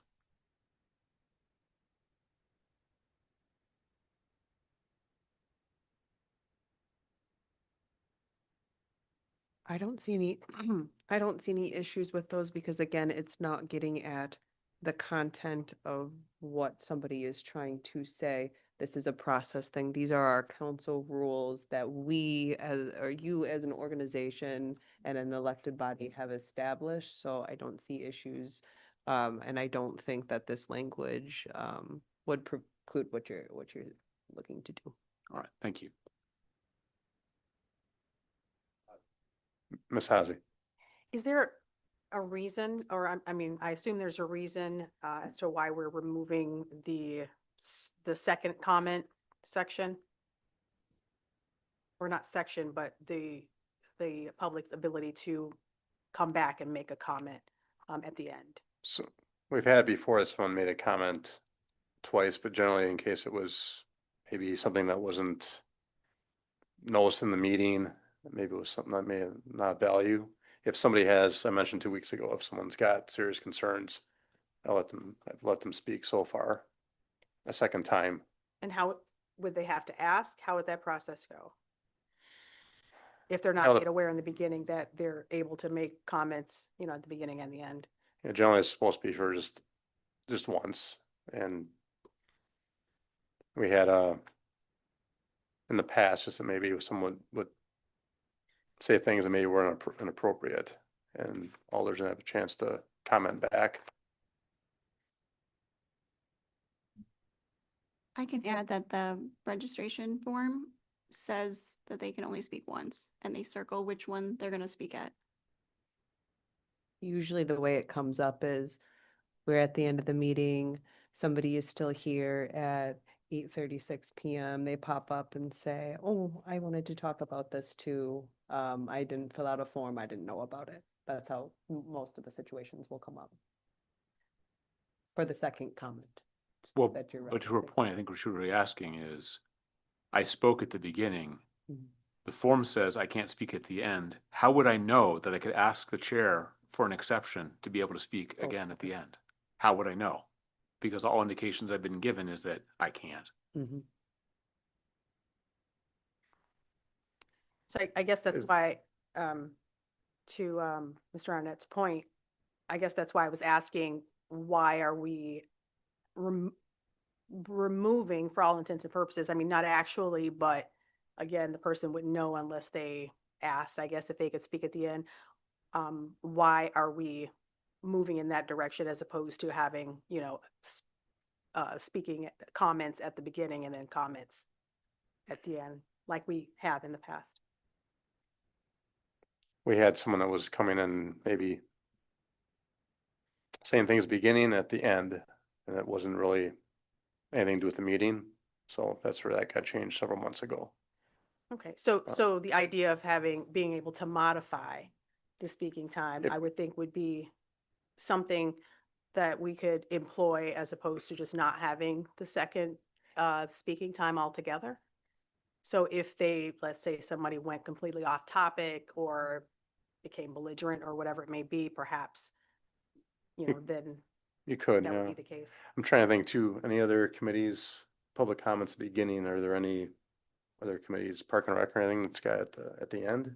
I think Common Council's the only one. Council is, that's. Council's the only one, so that, That's a council. and it was taken away, I think around 2015 or so, it was, the second was taken away for a while and brought back in. So I think between the differences, and Mr. Knight asked about D, if it still leaves a chance to take care of the time or cut someone off if they're doing something inappropriate. So the biggest thing between the two would be if you think someone should have public comment a second time or not. Ms. Davis. I was wondering if the attorney could speak to that about cutting people off if they're saying something inappropriate and what the law says about that. Sure. So under the First Amendment, we're giving people the opportunity to speak in this limited public forum. So, saying things that you don't agree with, saying, taking a position, or saying something negative about a city action, that's not something that we can cut, that individual off for. Case law even protects if they start swearing, that's permissible too. That's all protected under the First Amendment. It's when we get into somebody who is being belligerent, somebody who is we've reached they're threatening, being truly disruptive. That's when we generally will cut people off or have gone over their allotted time limit. And then just one more question. And could you speak to also what best practice is when you have a time limit? And should, uh, if you have a 3-minute time limit, is it best practice to hold people to that 3-minute time limit? Yes. Knowing that you can make the content neutral. If there are 100 people in here, we can reduce that time to 1 minute that everybody can speak or so forth.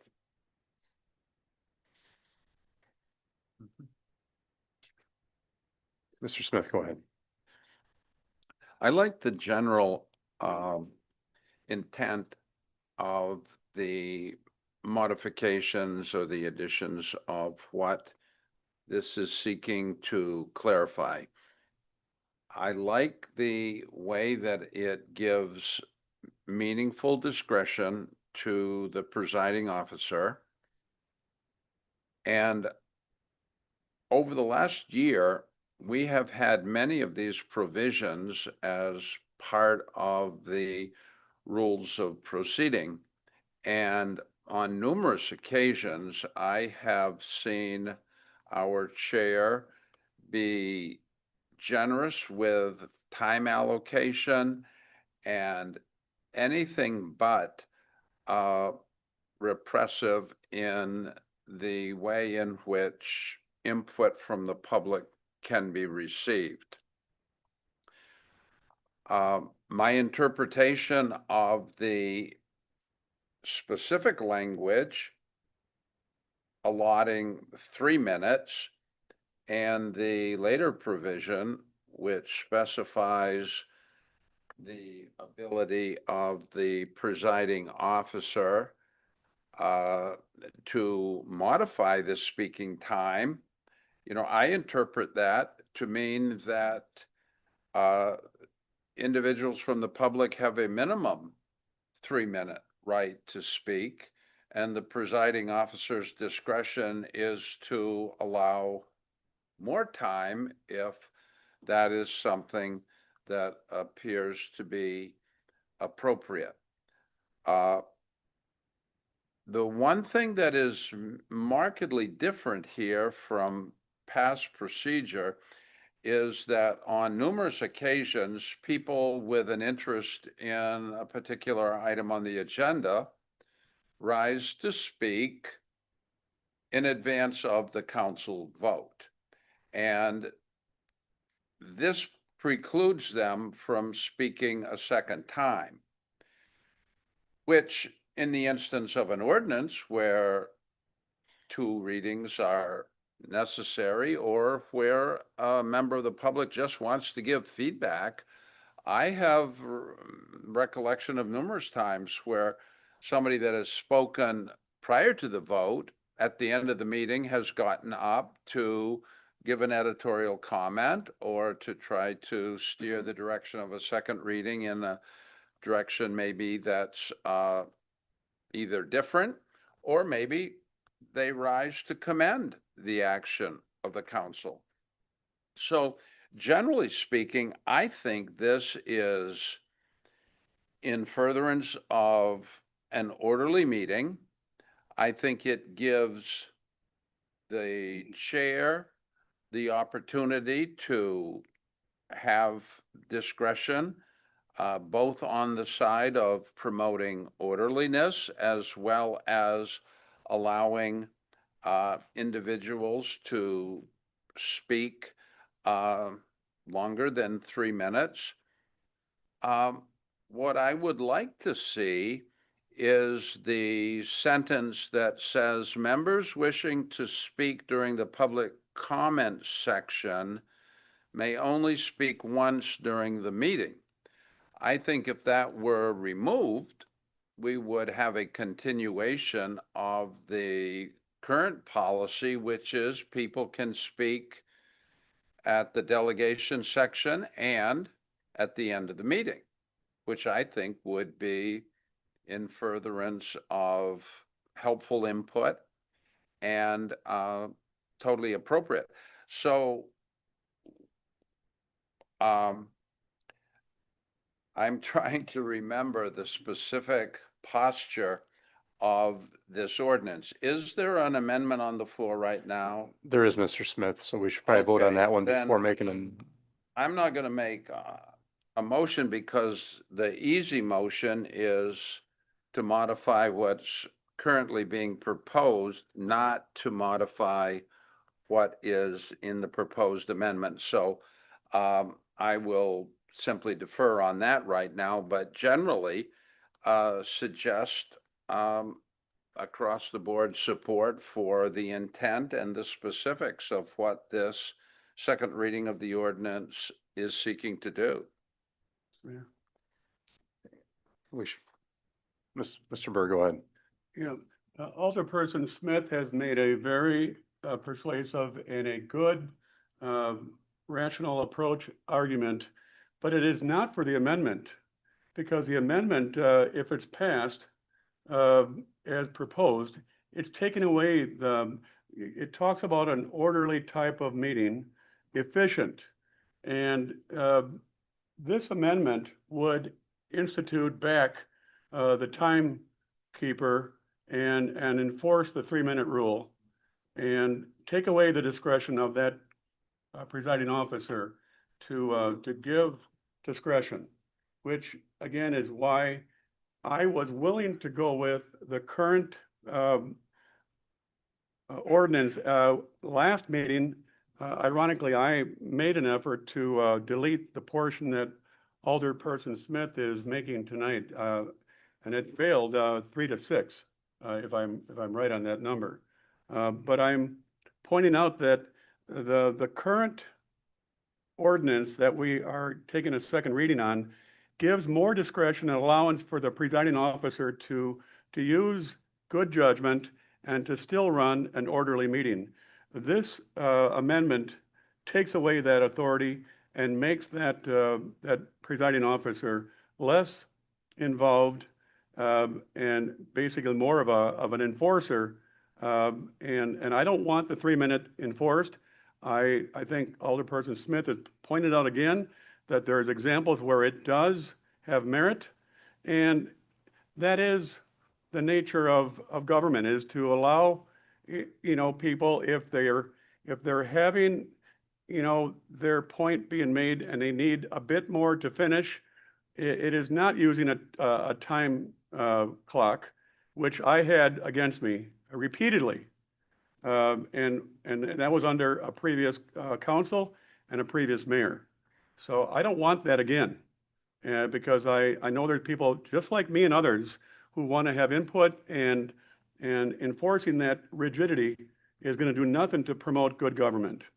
Alderperson Davis might have good intention, but I'm all in favor of, ideally, if we had a vote on the amendment I made last meeting, and somebody that was voting against my amendment could reconsider and could look at the logic that was pointed out by Alderperson Smith and point out that the examples of speaking twice are infrequent and not abused, and the presiding officer has the ability to govern that with good judgment. So he has all that in his control and authority.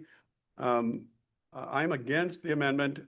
I'm all in favor of ideally taking out the point about these few examples of where people need to speak a second time because of commenting on the action taken by a council, and to give either a compliment and or some continued reservation with the action taken.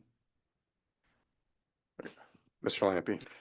I just wanted to remind folks that both this amendment and the ordinance that we're considering here do include a 3-minute time limit and the requirement that folks speak once per meeting. They both have it. This one, I think we're basically talking about shades of gray in terms of discretion. We believe we're providing the presiding authority. You vote on this amendment first before any new ones, right? Okay. All right, well, Mr. Knight, go ahead.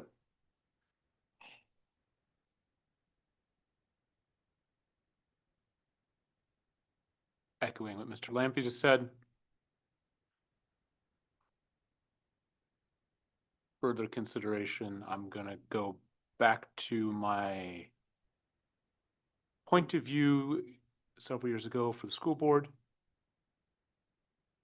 I do not like limits on time. I do not like limits on rhyme. Do not like form sublime. What was your not- second one, Mr. Arnett? I do not like it one bit.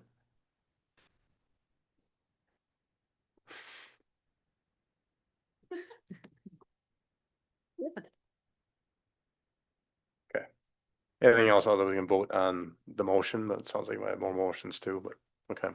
Which is the amendment? The amendment only, so, Ms. Davis, and I believe seconded by Lampy to replace all of sections that are blue and red with what's here, correct? Okay. We can take a vote on that first, just making sure we're ready of what we're voting for. Okay, Davis. Lampy. Berg. No. Nateki. Blanky. Aye. Smith. Arnett. No. Hassy. Moldenhauer. No. Motion failed. it's an original one with, the red, so Mr. Smith, Yes, now I would like to make an motion to amend the proposed text, the red text, deleting in the red, the second sentence that reads, members wishing to speak during the public comment section may only speak once per meeting. okay. You wish to remove that line? Yes. Okay, we got a motion by Smith for another amendment, a second by Berg, okay. Okay. Mr. Lampy, I believe that the proposed amendment does not do what you think it might do. If you look at the end of if you look at the first sentence there, it says members of the public may make comments with a time limit of 3 minutes total under either order of business, Rule 4, subsection D5 or D14. So I would recommend, if the intent is to remove the ability for, or if the intent is basically to allow people to speak at both ends of the meeting, that both sentences be removed, not just the first, not just the second.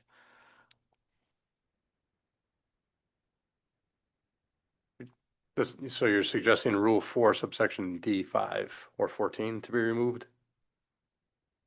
I'd recommend that the amendment actually be that first two sentences get removed for consistency.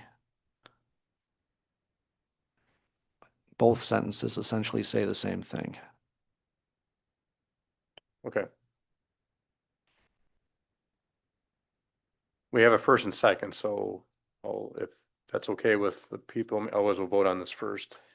Are you okay Right, with it, if Ms.? there's an intent to Make sure or it's not there. desire to remove an additional portion, that's an independent amendment Yes, that it can is. certainly be made.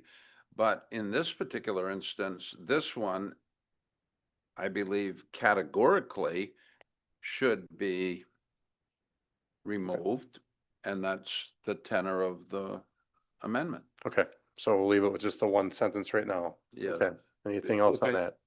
If I may, I'll try to add to what Alder Lampy is saying. If you look at the first sentence, since it limits time to 3 minutes total in a meeting, if I speak for 3 minutes at the beginning of the meeting, my time is up. If I want to speak at the end of the meeting, I can't because I've used all 3 minutes of my time. I believe that was his point, is that if I use No, 3 I- minutes, I'm out and I can't speak again. But, There's, well, Okay, Right. well,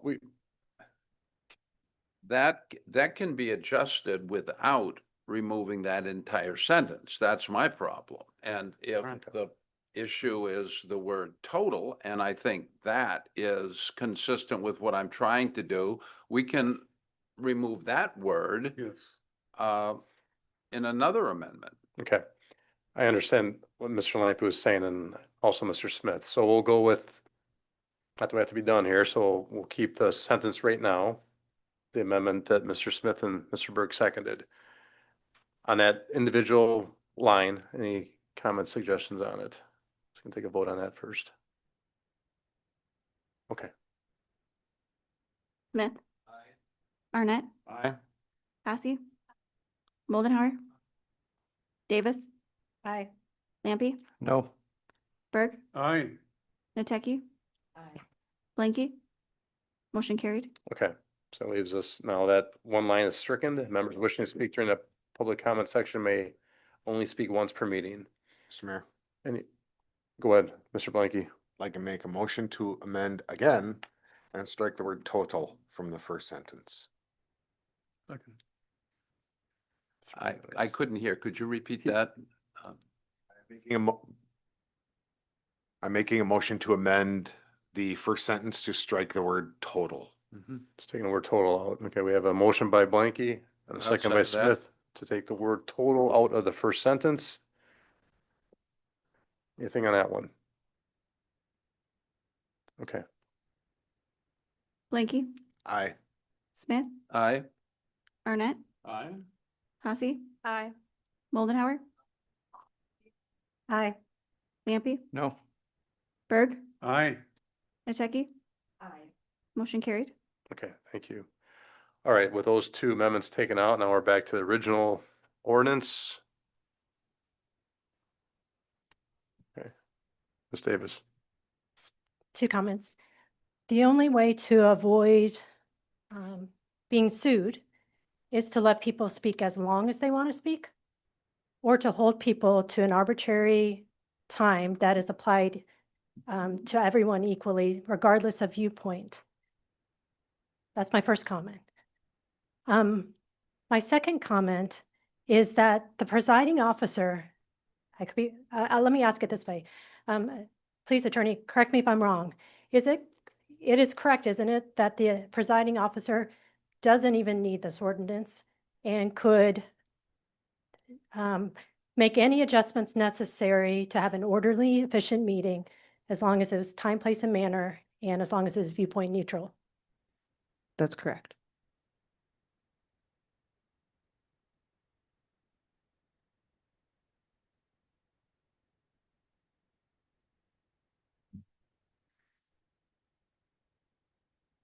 Okay, anything else on that? Mr. Blanky. We're back to two sets of car keys again.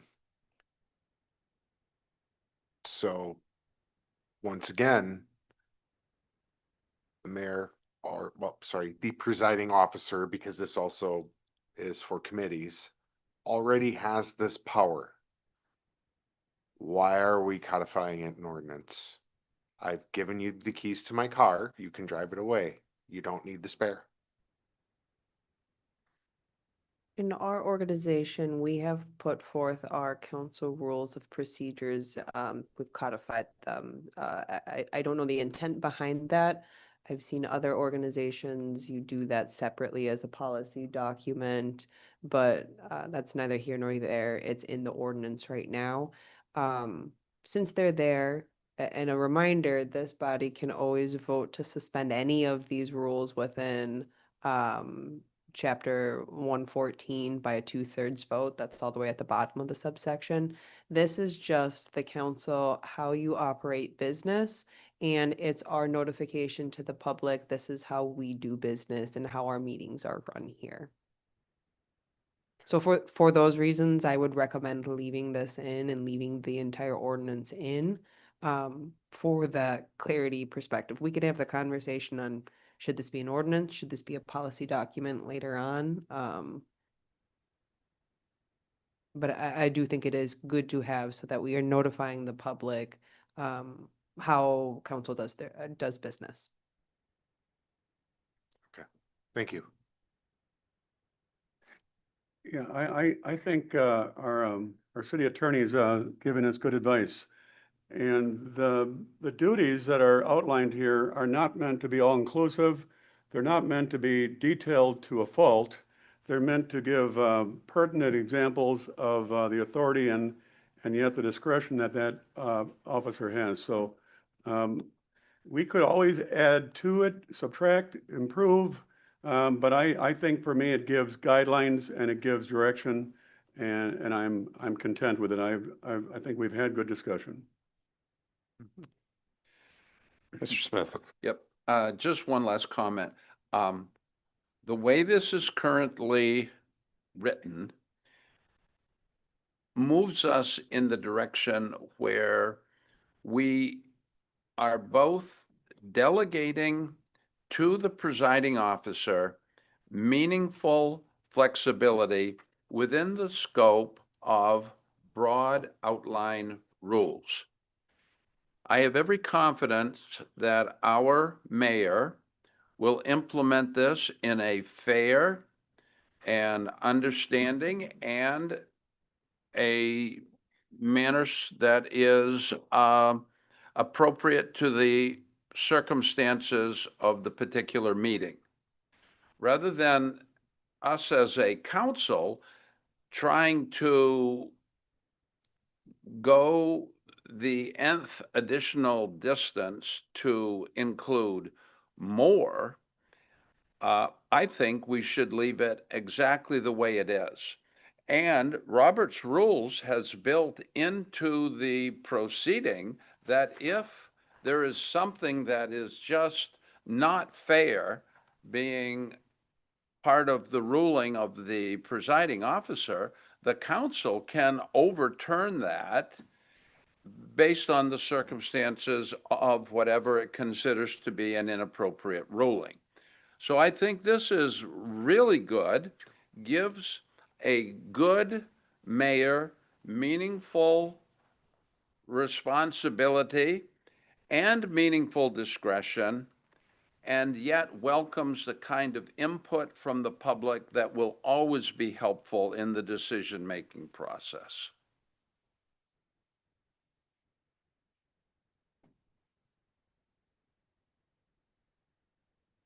Smith, Aye?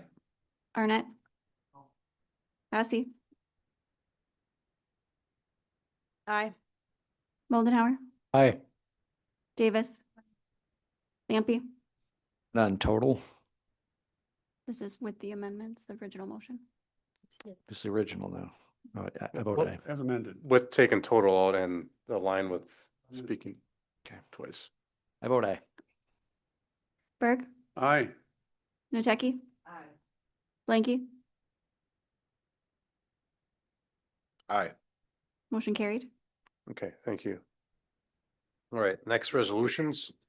Exhibit 9858, resolution to approve the transfer of ownership of Dodge County Water Rescue Boat from Dodge County Fire Chiefs Association to City of Watertown, sponsored by myself and the Finance Committee.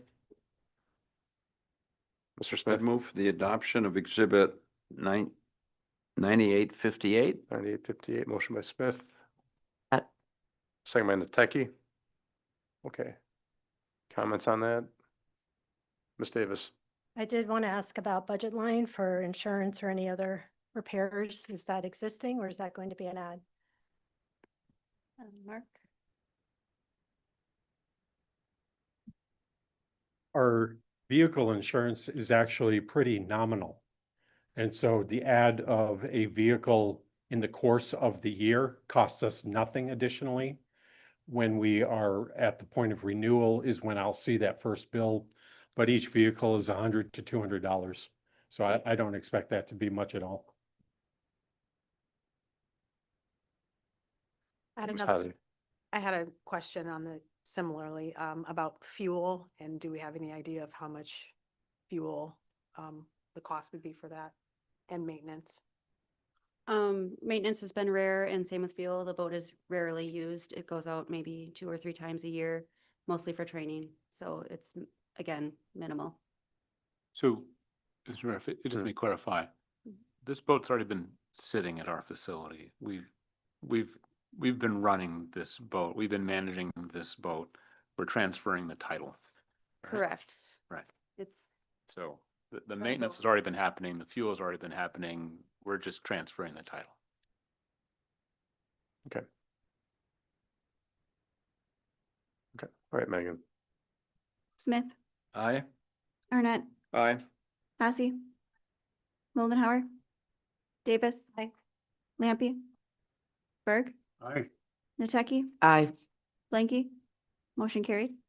Okay, thank you. B, Exhibit 9859, resolution to approve intergovernmental agreements for non-EMS fire report sharing with the towns of Shield, Shields, Emmett, Watertown, and Milford, sponsored by myself and the Finance Committee. So moved. Mr. Mullenhour, I have a motion. And a second by Smith. Okay, questions, comments on that? Okay.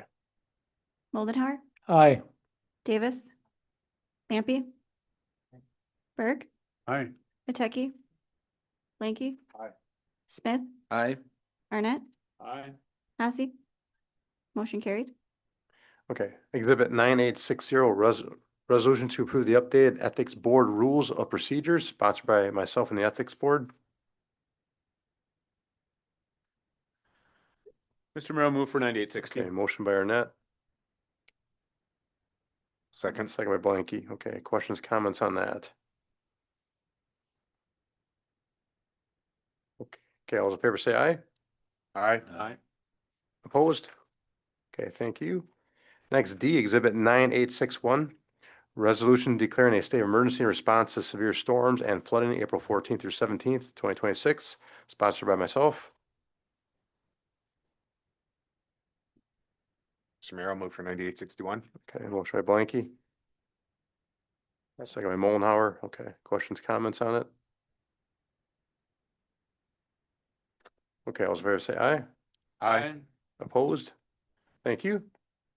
Next, we have comments and suggestions from citizens present. Who wish to speak, please come up to the front of the room.